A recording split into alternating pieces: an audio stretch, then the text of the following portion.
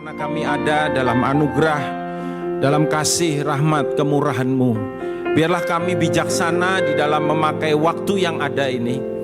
Biarlah kepada kami dikaruniakan hati yang bijaksana untuk menghitung hari-hari kami. Sehingga sedemikian kami boleh hidup di dalam kehendak-Mu dan di dalam perkenanan-Mu menjelang kedatangan-Mu yang kedua kali. Bapa, kami berdoa pagi hari ini, tolong kami umat-Mu boleh hidup tidak abai terhadap apa yang menjadi kerinduan dan keinginan hati Tuhan. Sebaliknya biarlah kami hidup di dalam takut akan Tuhan dan kasih akan Engkau.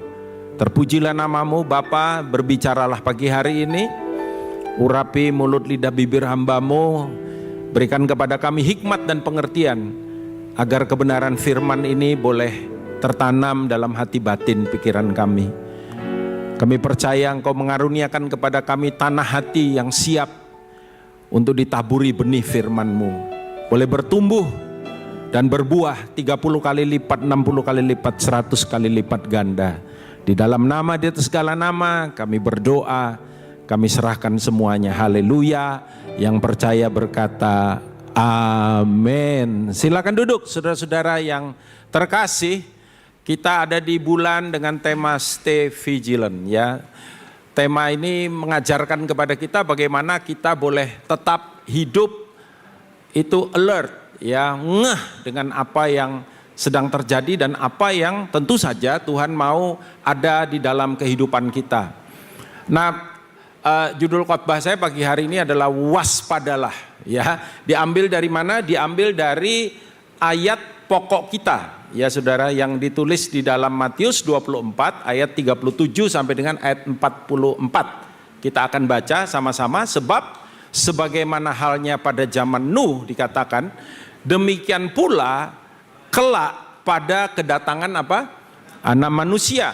Sebab sebagaimana mereka pada zaman sebelum air bah itu. Ada yang menamakan ini antediluvian, itu zaman sebelum air bah. Mereka makan, minum, kawin, mengawinkan sampai kepada hari Nuh masuk ke dalam bahtera. Dan mereka tidak tahu akan sesuatu sebelum air bah itu datang. Dan Alkitab berkata mereka, saudaraku, melenyapkan, air bah itu melenyapkan mereka semua. Demikian pula lah halnya kelak pada kedatangan anak manusia, pada kedatangan Tuhan Yesus yang kedua kali. Pada waktu itu kalau ada dua orang di ladang, yang seorang akan dibawa dan yang lain akan ditinggalkan. Kalau yang seorang menumpang mandi masih nggak apa-apa ya, tetapi yang seorang dibawa, yang seorang ditinggalkan.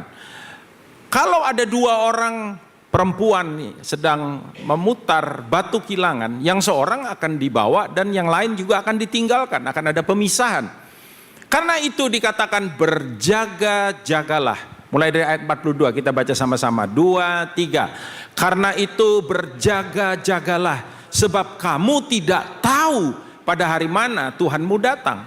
Tetapi ketahuilah ini, jika tuan rumah tahu pada waktu mana pada malam hari pencuri akan datang, sudahlah pasti ia berjaga-jaga dan tidak akan membiarkan rumahnya dibongkar. Ayat 44 keras. Sebab itu hendaklah kamu siap sedia, karena anak manusia datang pada saat yang tidak kamu duga. Ya, saudara, dikatakan hendaklah kamu siap sedia, hendaklah kamu waspada. Dulu ada tayangan TV judulnya waspada, waspada.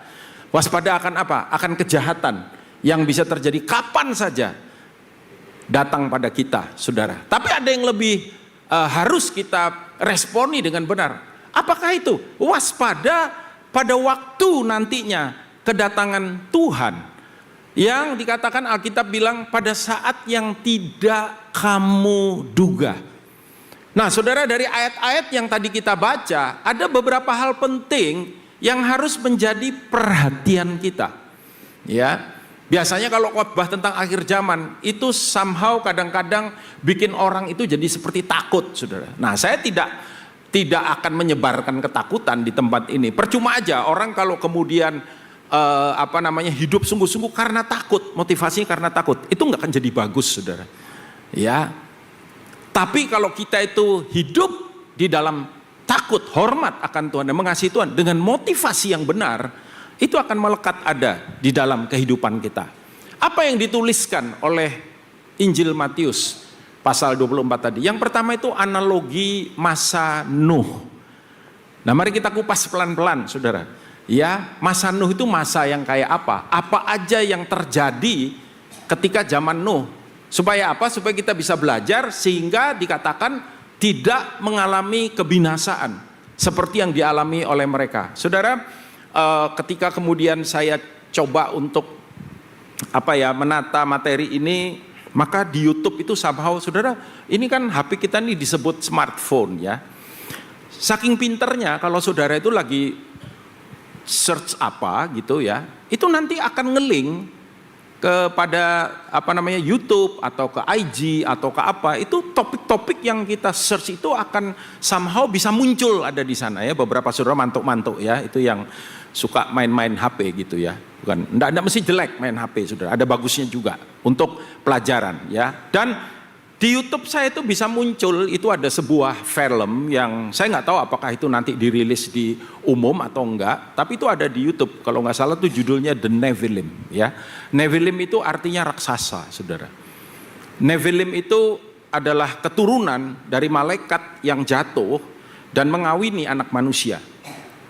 Lahirlah para pahlawan yang gagah perkasa, dalam kitab Kejadian ditulis, yang disebut dengan istilah Nephilim.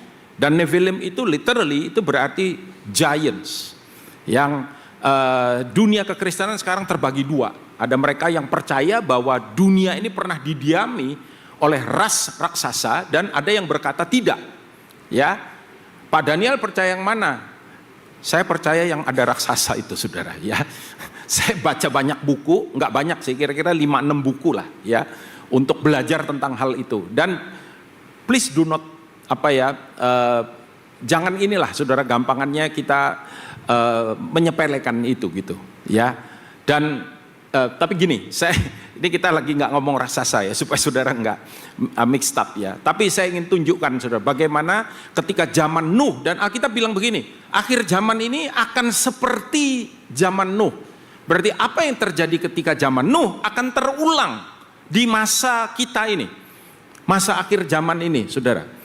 Nah, pola kehidupan yang kayak apa yang di masa sekarang ini yang mirip dengan zaman Nuh. Matius 24 ayat 37 dikatakan kan, sebab sebagaimana halnya pada zaman Nuh.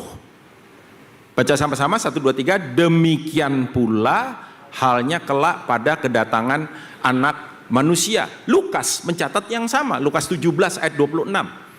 Saudara, dicatat di Injil Matius, dicatat juga di Injil Lukas. Kurang lebih kata-katanya sama seperti terjadi pada zaman Nuh.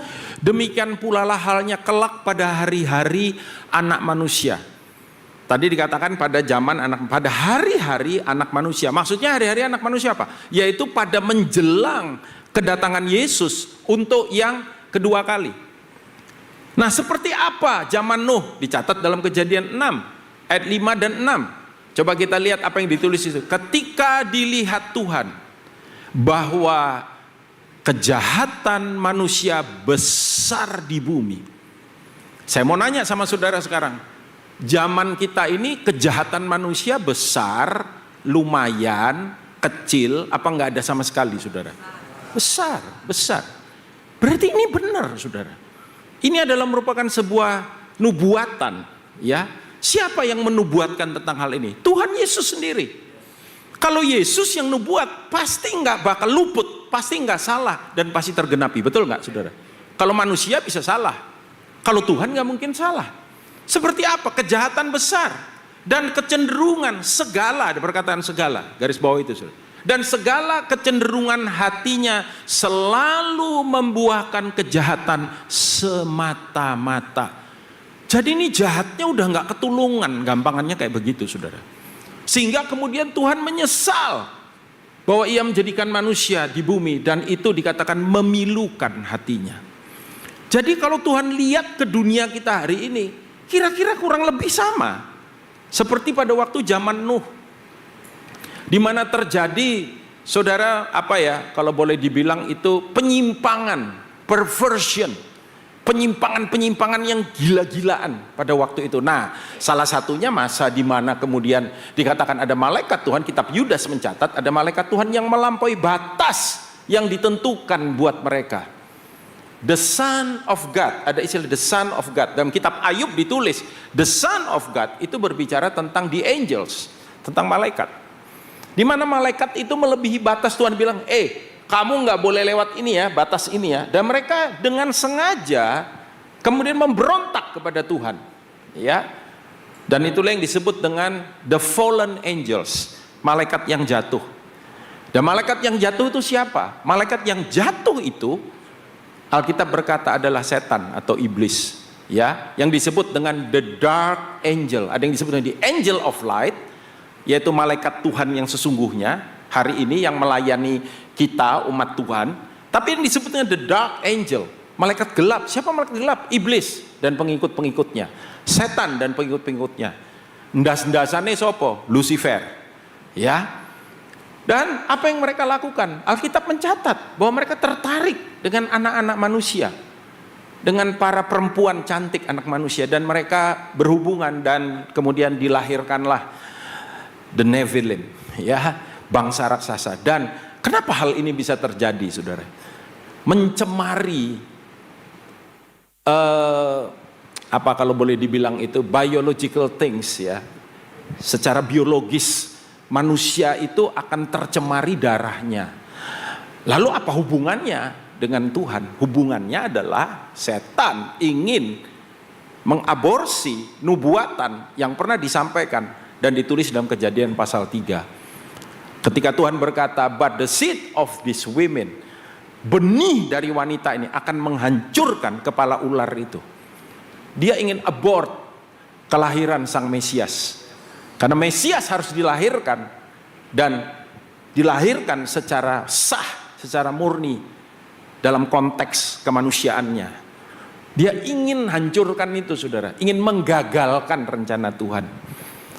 Dan keturunan the Nephilim dan lain sebagainya, saudara, kalau saya search, saya baca, saya coba cari, itu yang ngajari manusia tentang sihir, tentang pembuatan senjata dan lain sebagainya, sehingga kemudian mereka menjadi sangat jahat. Itu siapa? Ya ini, keturunan ini, saudara. Keturunan yang mencemari darah manusia yang murni, ya. Nah, kita mengerti sekarang, misalkan kenapa ketika kemudian Tuhan memerintahkan Yosua dan orang Israel menguasai tanah Kanaan, maka Tuhan perintahkan seperti ini, saudara. Bunuh mereka semua. Jangan ada yang disisakan. Bahkan perempuan, anak-anak, binatang piaraan mereka, habisi semua. Saudara, kekristenan ini pernah diserang, ya, dengan sebuah statement. Ya, dari mana-mana, ya, nggak cuma dari saudara tiri kita, yang mengatakan bahwa Allah yang disembah oleh orang Kristen itu Allah yang sadis, katanya, yang memerintahkan terjadinya genocide. Tahu genocide, saudara? Pemusnahan satu suku bangsa. Tuhan memang perintahkan. Kenapa dimusnahkan? Karena jahat. Karena kecenderungannya adalah jahat. Tuhan bilang kalau kamu kumpul sama mereka, kamu jahat. Pergaulan yang buruk merusakkan. Apa, saudara? Kebiasaan baik. Jadi bukan Tuhan itu moral monster. Ya, ada buku bagus judulnya Is God a Moral Monster? Apakah Allah yang kita sembah itu Allah yang ngerti moral monster, ya, saudara, ya? Yang kalau dia lihat, oh ada yang jahat, sikat. Enggak begitu.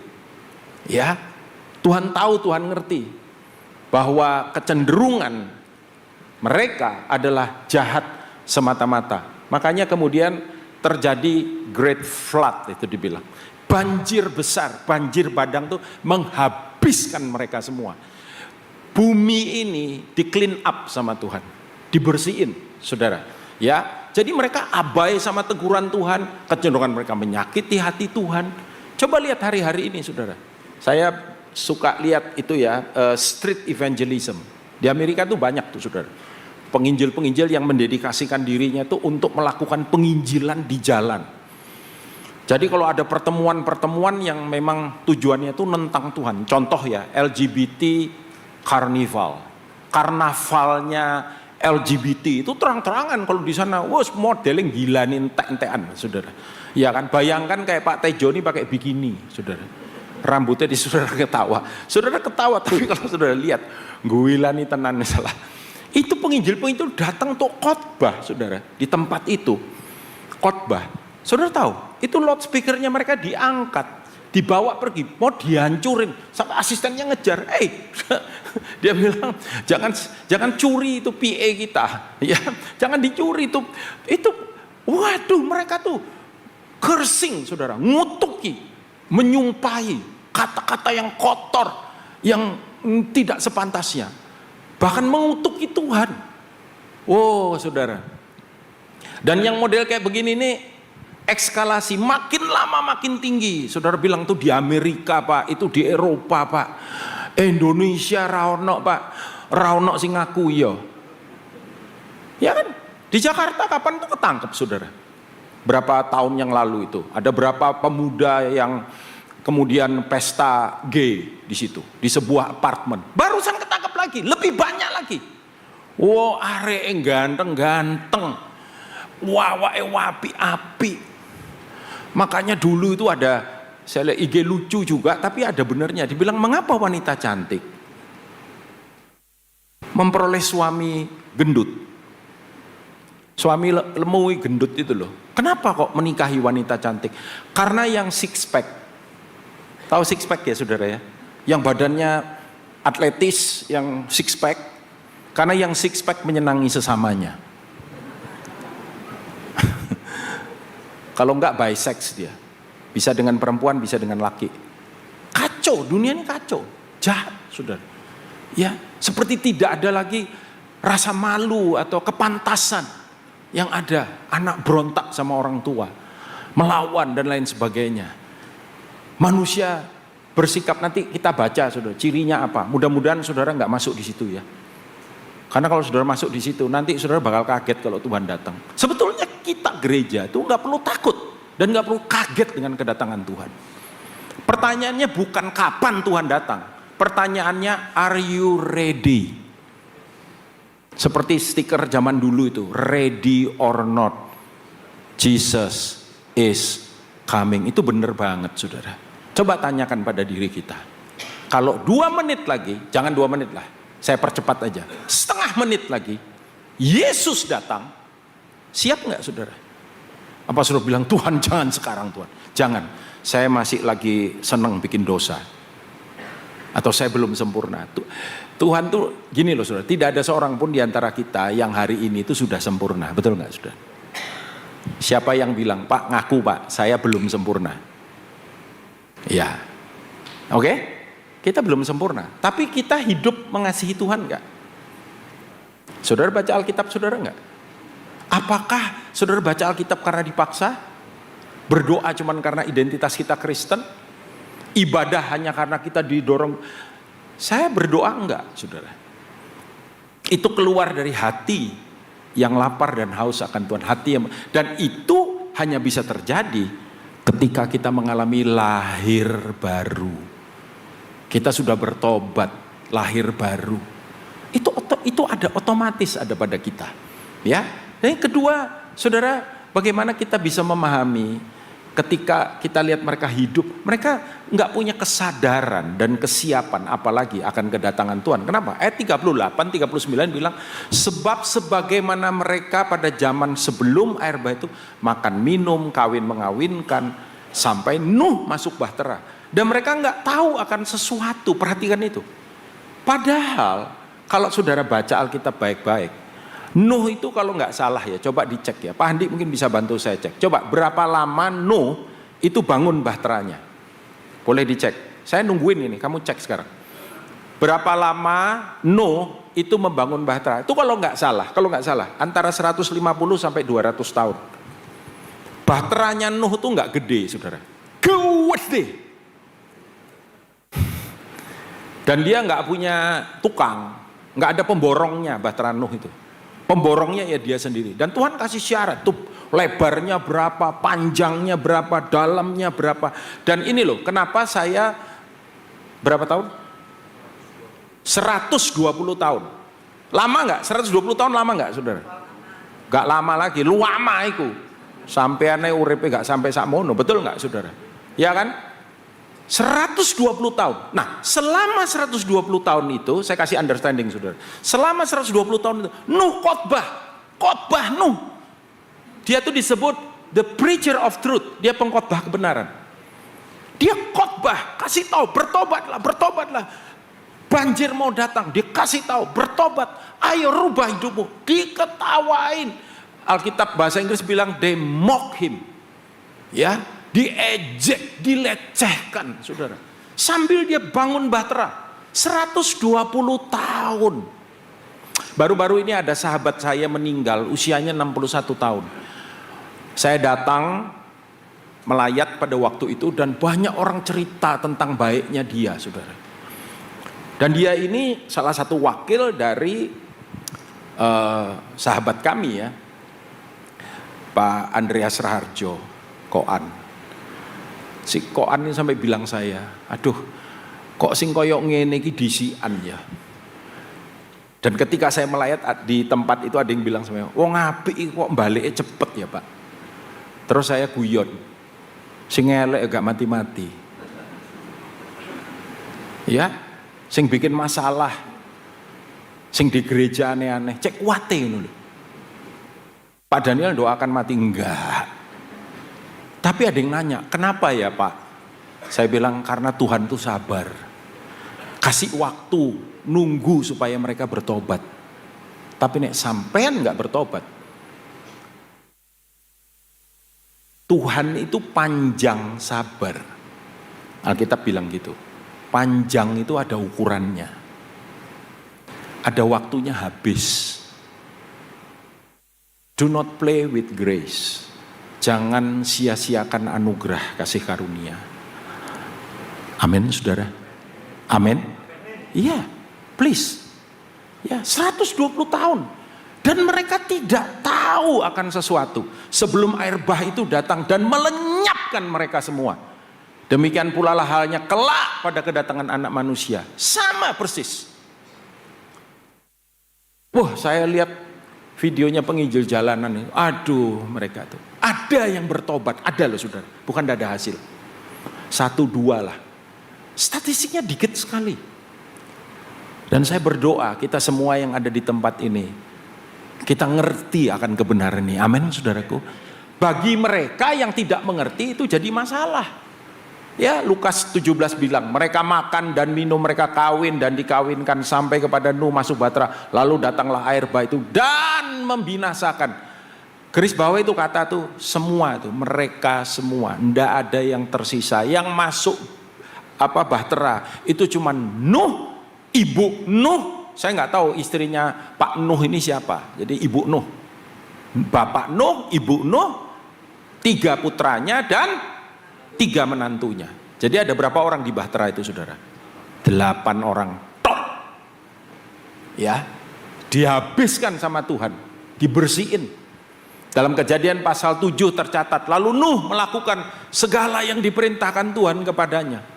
Nuh berumur 600 tahun ketika air bah datang meliputi bumi. Masuklah Nuh ke dalam bahtera itu bersama-sama dengan anak-anaknya dan istrinya. Dan istri anak-anaknya karena air bah itu. Nuh juga tidak tahu kapan air bah itu turun. Tapi Nuh siap. Dia bikin bahtera itu. Saya kasih tahu saudara, bahtera lagi dibangun hari-hari ini saudara. Are you ready? Ya, ketika saudara mendengarkan, saudara itu tiap minggu dengerin khotbah, itu baru di gereja. Di Komsel dengerin lagi khotbah.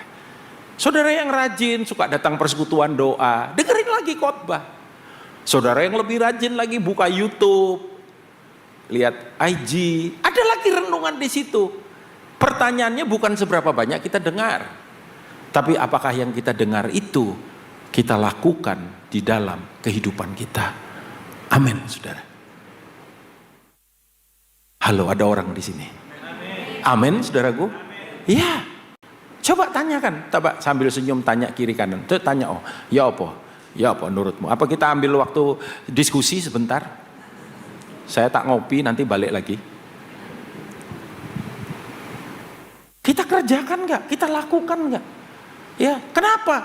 Karena Alkitab bilang dunia itu asik dengan segala kegiatannya. Kan kawin mengawinkan, makan minum pesta pora, semua dia kayak nggak ada apa-apa, kayak semuanya oke, Pak.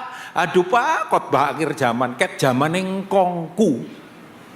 Iku pendetone wis khotbah akhir zaman, Pak. Ket zamane kongcoku.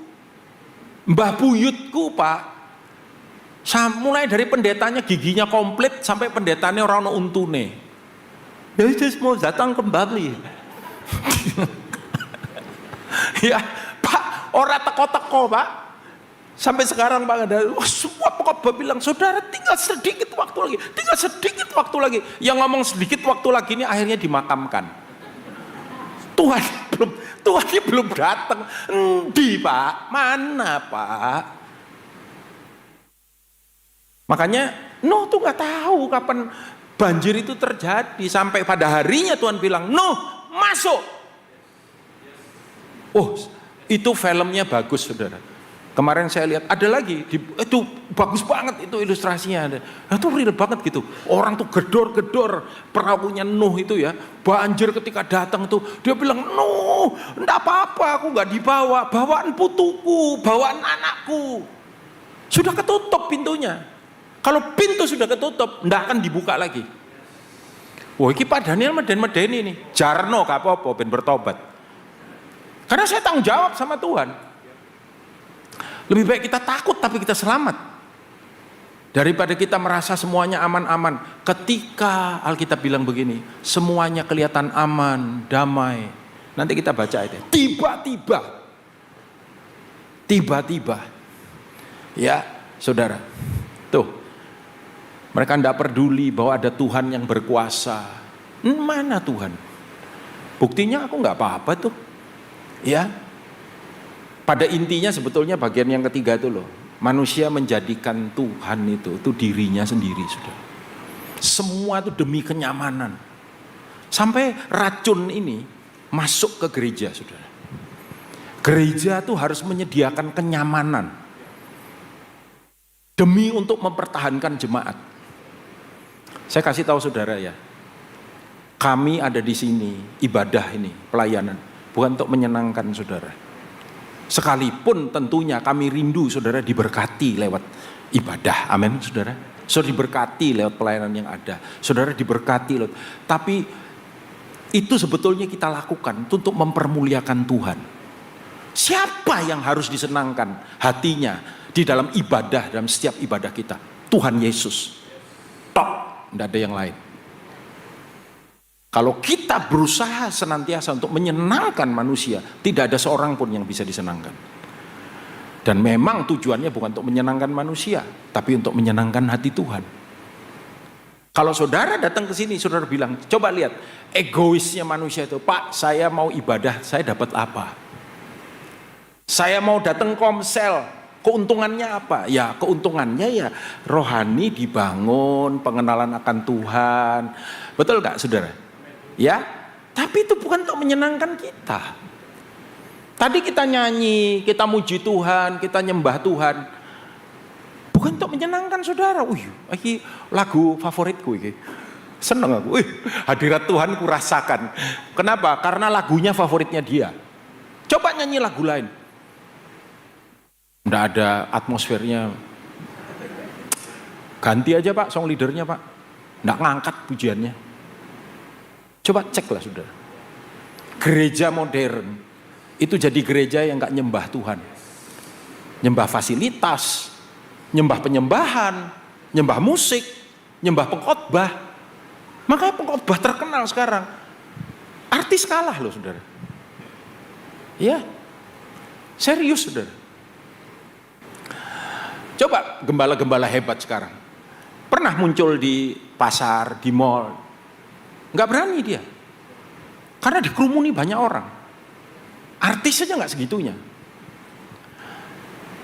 Bagaimana dengan Pak Daniel? Oh saya pergi aja saudara.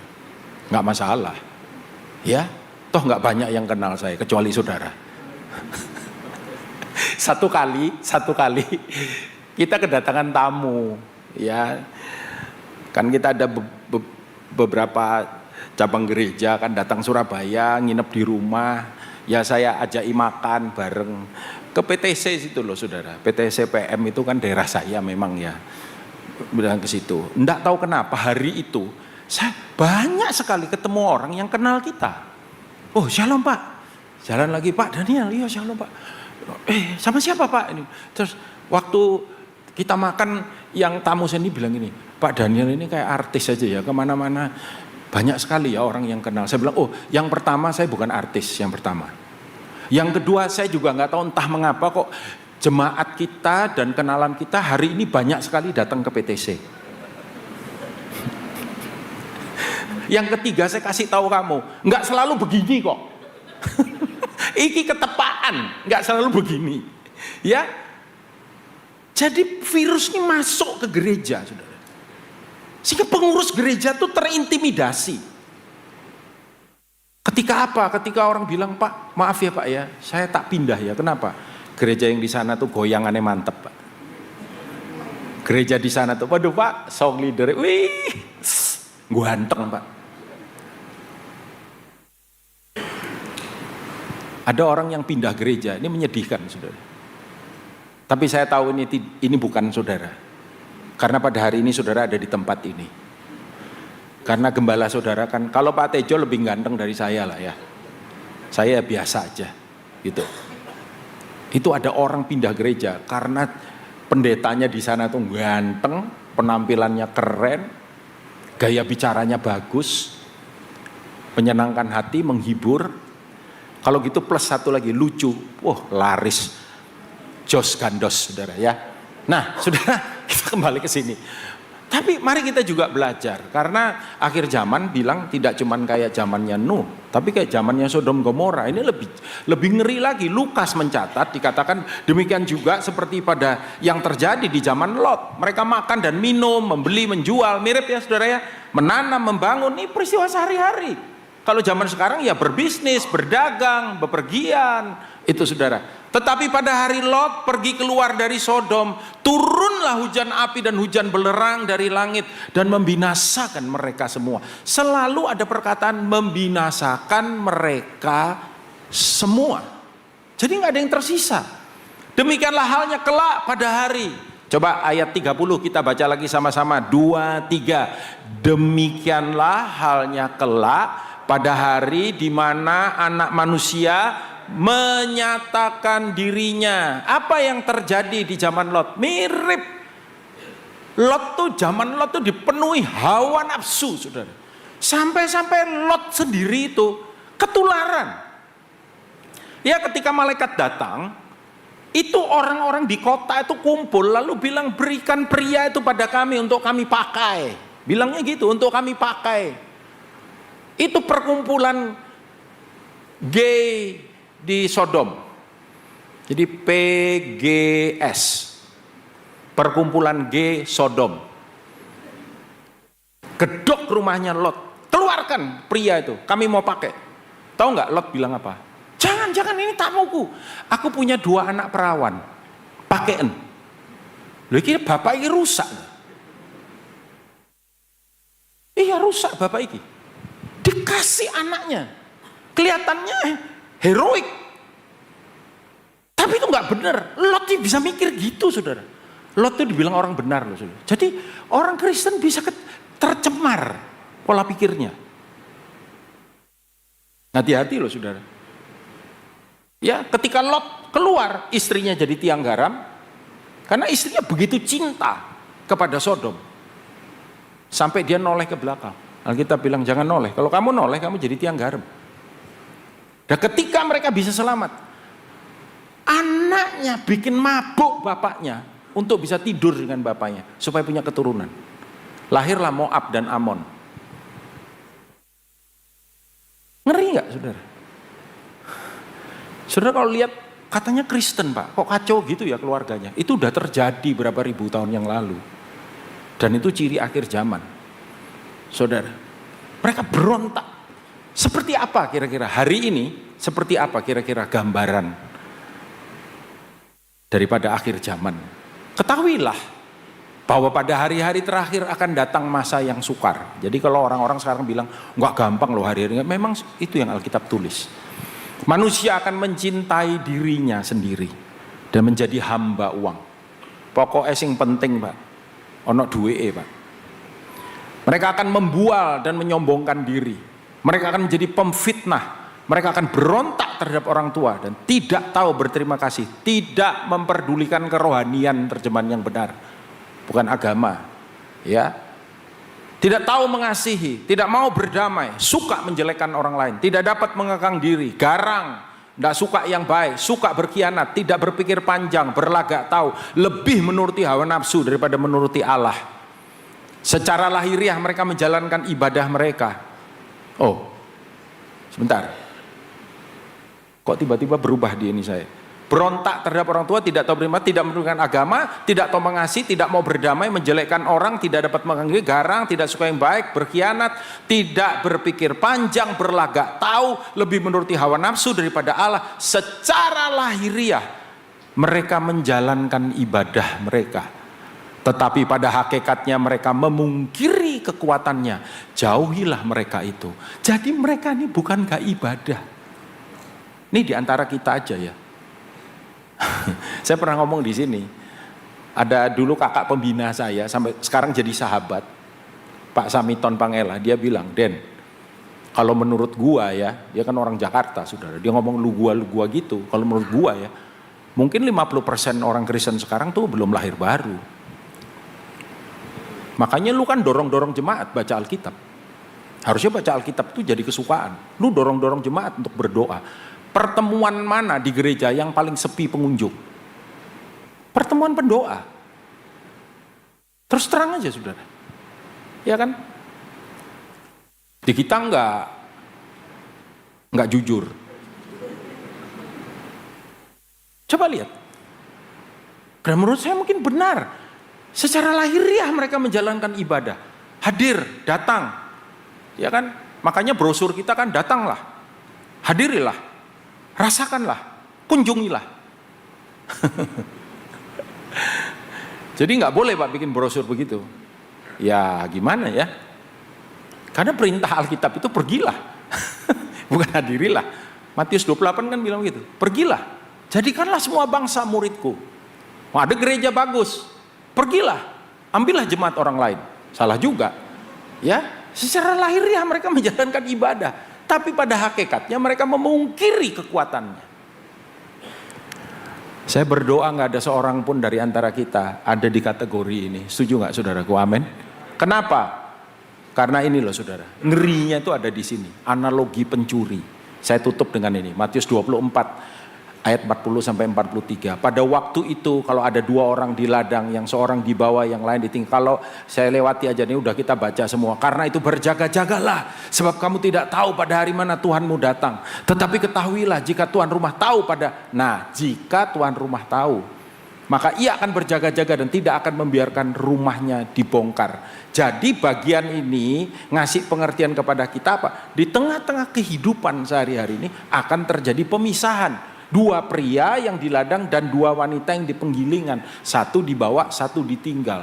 Pasti akan ada pemisahan. Keluarga kita, kenalan baik kita.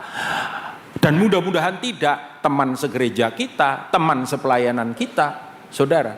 Ya, jadi Yesus membandingkan kedatangannya dengan ini. Saya tutup dengan ini.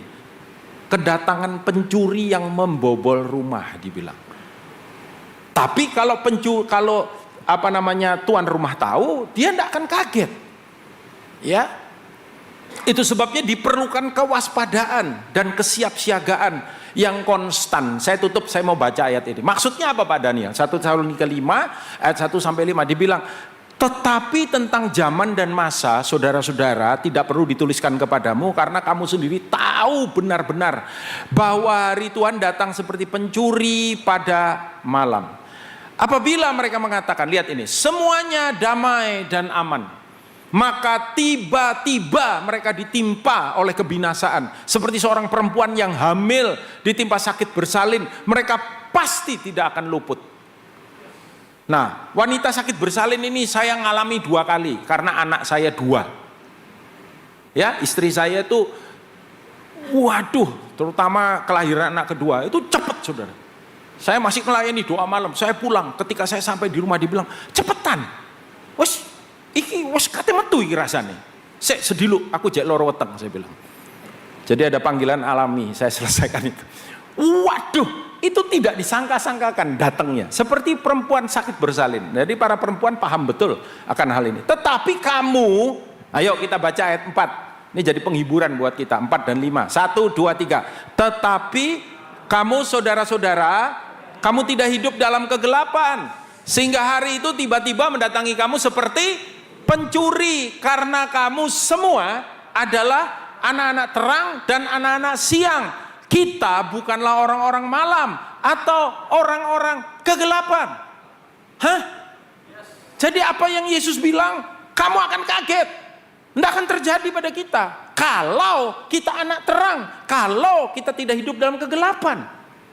Kita anak-anak siang. Yohanes menulis dalam kitab Wahyu, di bagian yang terakhir, dia bilang apa? Amin. Setelah Tuhan bilang, wah itu prahara akhir zaman itu. Come quickly Lord Jesus. Datanglah segera Tuhan Yesus. Saudara, gereja mula-mula sering membacakan kitab Wahyu. Gereja zaman akhir malas membacakan kitab Wahyu. Bulet pak, angel pak, ngeri pak. Kenapa? Takut Tuhan datang. Kenapa takut? Hidup dalam dosa. Tapi kalau kita anak terang, enggak. Nah ini ayat yang terakhir. Pemain musik silakan kembali, siap-siap. Singer, song leader. 2 Petrus 3 ayat 9 sampai 12. Tuhan tidak lalai. Jadi tadi yang ngomong, kejamane kongcoku pak. Ini ayat buat saudara. Tuhan tidak lalai menepati janjinya. Sekalipun ada orang yang menganggapnya kelalaian, tetapi ia sabar terhadap kamu. Karena ia menghendaki. Yuk baca ya, 1, 2, 3. Karena ia apa? Keras bacanya. Karena ia menghendaki supaya jangan ada yang binasa, melainkan supaya semua orang berbalik dan bertobat.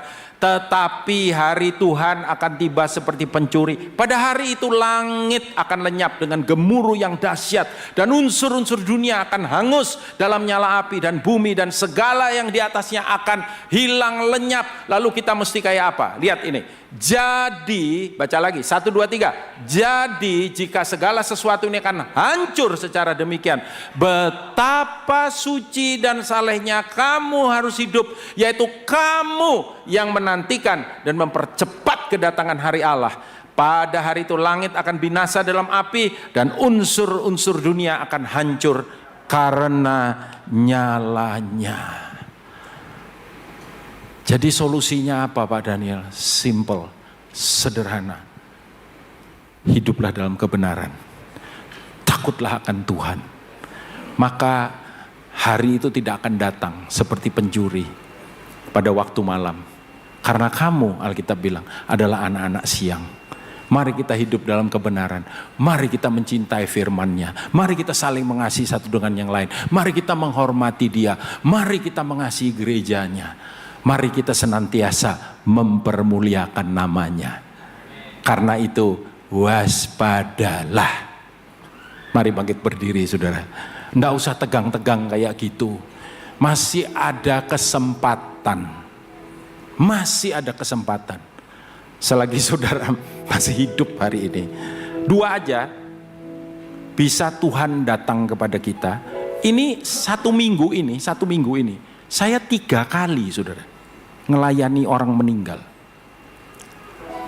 Ya, kemarin saya pemberangkatan Ibu Neneng, istri dari Pak Pendeta Vivit Erawadi, Ibu Neneng. Tuhan ingatkan lagi, bisa aku yang datang, tapi juga bisa kamu yang datang. Coba sebelum kita nyanyi, kasih tahu kiri kanan, bilang bisa Tuhan yang datang, bisa kamu yang datang. Itu juga ada yang tahu, makanya siap-siapo. Amin saudara. Kok kayaknya tegang banget, kenapa? Wedi yo. Hah? Persiapkan, betul. Kasih tahu lah, sekarang senyum lebih lebar. Ini melegakan, bilang masih ada waktu, wes tenang aja.